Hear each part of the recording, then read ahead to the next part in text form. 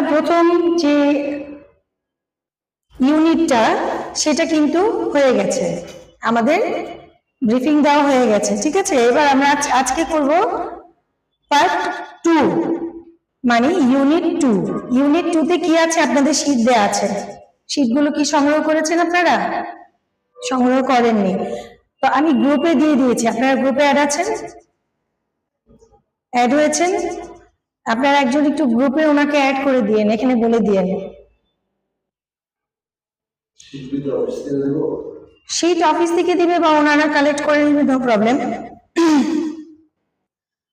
তো আমাদের আজকের ইউনিট যেটা নিয়ে কাজ করব সেটা হচ্ছে এন্টারপ্রেনার স্কিম থিওরি। এটাই তো। এখন এন্টারপ্রেনার স্কিম থিওরি মানে কি বোঝায় বলেন তো?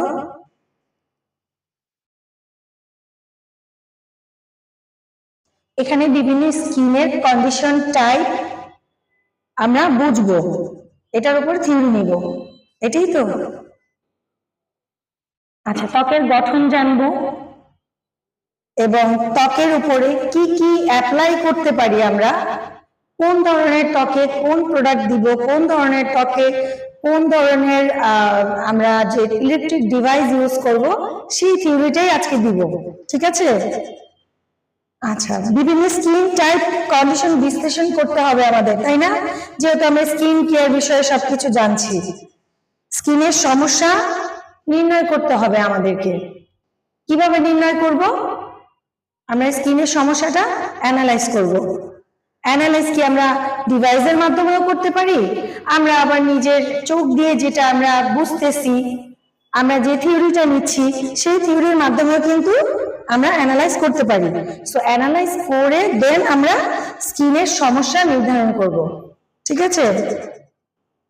এবং সঠিক নিয়মে সঠিকভাবে সঠিক প্রোডাক্ট স্কিনে আমরা অ্যাপ্লাই করব। নাহলে কি হবে, আমার স্কিনটা 4-5টা স্কিন আসলো, ধরেন একজনের স্কিন অয়েলি, একজনেরটা ড্রাই, একজনেরটা কম্বিনেশন, একজনেরটা সেন্সিটিভ, মানে এই কয়টা স্কিনে কিন্তু আমরা কি একই প্রোডাক্ট ইউজ করব? প্রোডাক্টের ভিন্নতা আছে, কারণ এক একটা স্কিন এক এক রকম। তাহলে আমরা স্কিন আগে চিনবো, জানবো, অ্যানালাইজ করব, তারপরে আমরা স্কিনের কাজ করতে যাব। এছাড়া স্কিনের কোনো ধরনের কাজ আমরা করতে পারবো না, কারণ আমরা তো জানি না, আমার তো নলেজই নেই স্কিন সম্পর্কে, ঠিক আছে।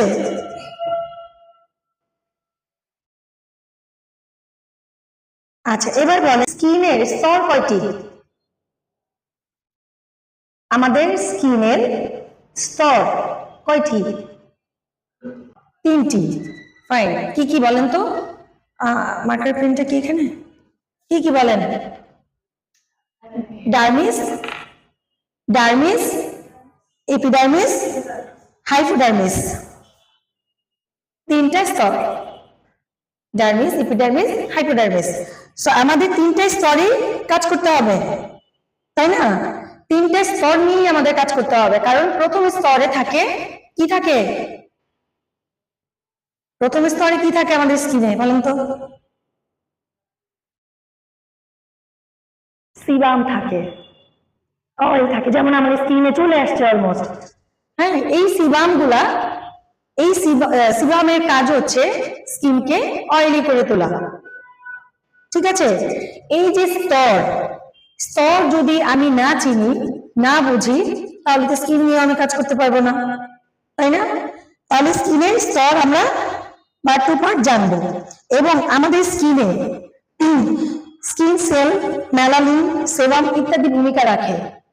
মেলানিনটা কি? সিবাম তো জানলাম, মেলানিনটা কি? মেলানিনটা কি বলেন? মেলাজমা জানেন? মেলাজমা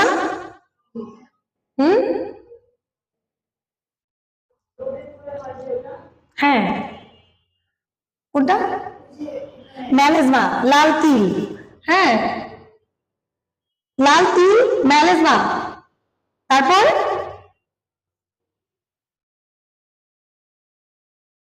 লাল তিল, মেলাজমা, ছোট ছোট বাম্পস হয় না, যেটা একদম যায়ও না, থেকেই যায়, কোনো কিছু না করলে দেখা যায় ডার্মাটোলজিস্টের কাছে যেতে হয়, কিছু না করলে সেই বাম্পস গুলা যেতে চায় না, তাই না? এই ধরনের যে প্রবলেম গুলা থাকে সেটাকে আমরা কি বলি? নর্মাল স্কিন বলি না, মেলানিন স্কিন বলি। মেলানিন স্কিনের সেল, কোষ, সেল, স্কিনে তো সেল থাকে।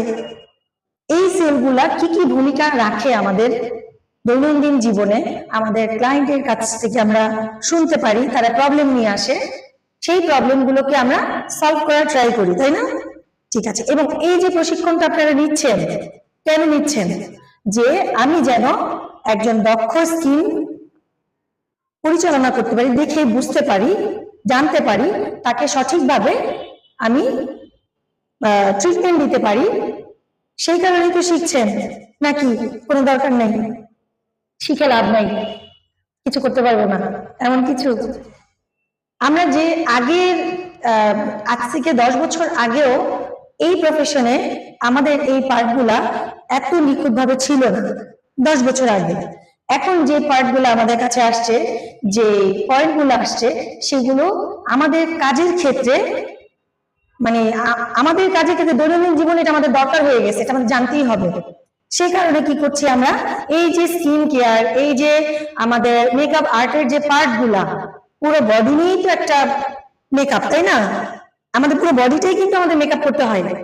এই মেকআপটাই পার্ট বাই পার্ট আমরা একটা স্কিন কেয়ার রেখেছি, হেয়ার কেয়ার রেখেছি, বিভিন্ন ধরনের পার্টে আমরা ডিভাইড করেছি, ভাগ করেছি, যেন আমরা বুঝতে সুবিধা হয় এবং আমাদের বোঝাতেও সুবিধা হয়, তাই না? আমরা ইউনিট করে ফেলেছি এবং এক একটা ইউনিট থেকে আমরা 4টা 5টা করে ইউনিট বের করেছি। না বের করলে আমরা বুঝতে পারছি না যে কোন স্কিনে কিভাবে কাজ করব, কাকে কি ধরনের সার্ভিস দিব, আমরা বুঝতে পারবো না। আচ্ছা, আমি একটু স্কিনের স্তর 3টি, হ্যাঁ বলেন কি কি বলেছি বলেন। হ্যাঁ, প্রথমে এপিডার্মিস,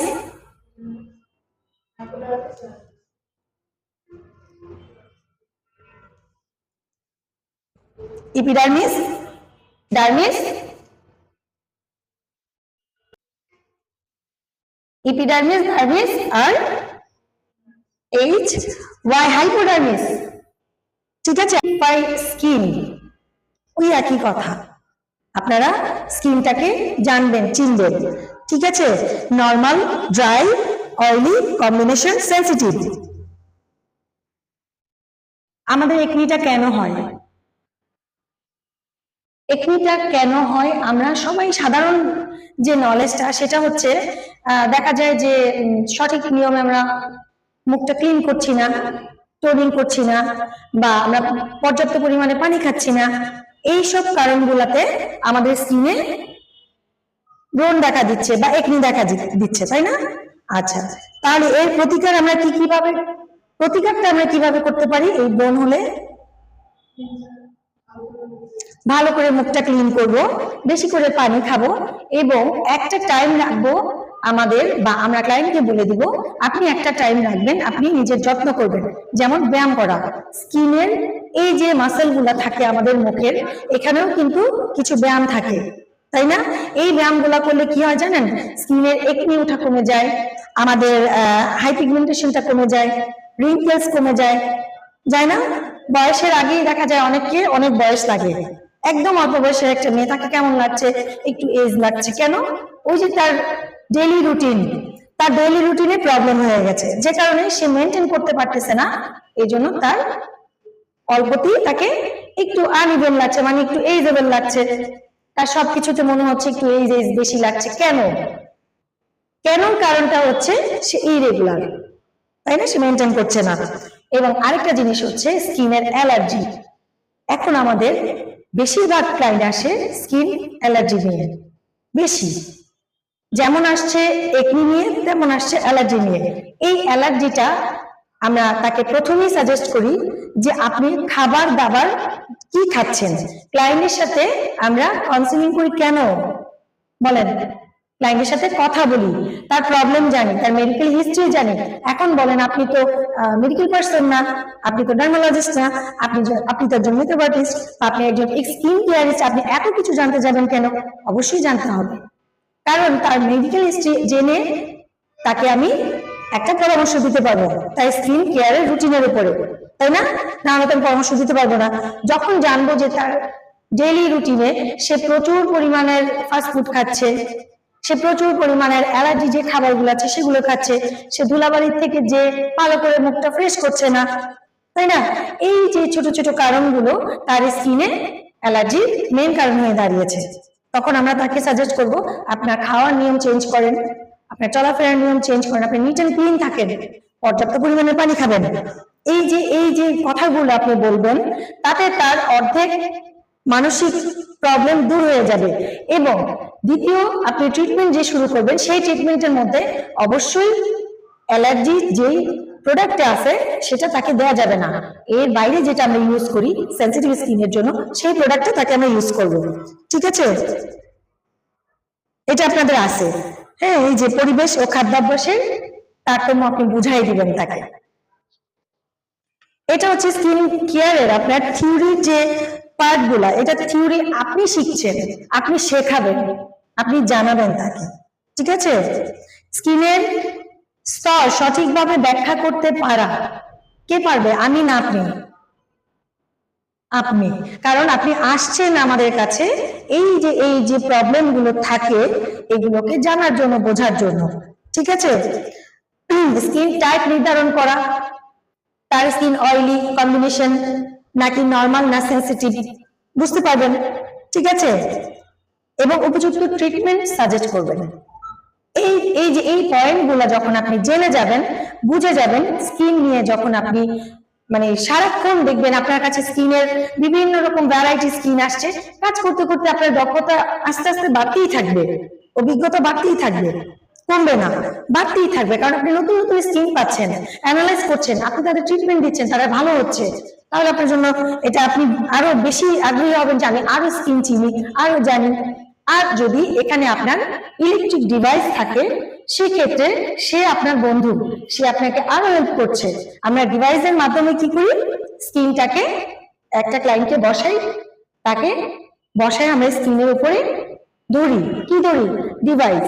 এই ডিভাইসের ভিতরে একটা ছোট আমাদের ক্যামেরা থাকে, সেই ক্যামেরাটা তার স্কিনে দেই এবং দেওয়ার আগে আমরা অবশ্যই জেল ইউজ করি, দিয়ে তার স্কিনের কোর্স দেখি, কতটুকু অয়েল আছে দেখি, তার লোমকূপটা কতটুকু বড় দেখি, এই যে সিবামের টাইপ দেখা, এই যে প্রক্রিয়াগুলা দেখা, তার যে লোমকূপ কতটুকু আছে, তার স্কিন হেলদি কিনা, এই যে টাইপগুলা আমাদের কিন্তু ডিভাইস হেল্প করছে। আর যদি ডিভাইস না থাকে তাহলে আমাদের চোখ দুটোই ডিভাইস, তাই না? আমরা এই ডিভাইস দিয়ে তাকে অ্যানালাইজ করবো, ঠিক আছে?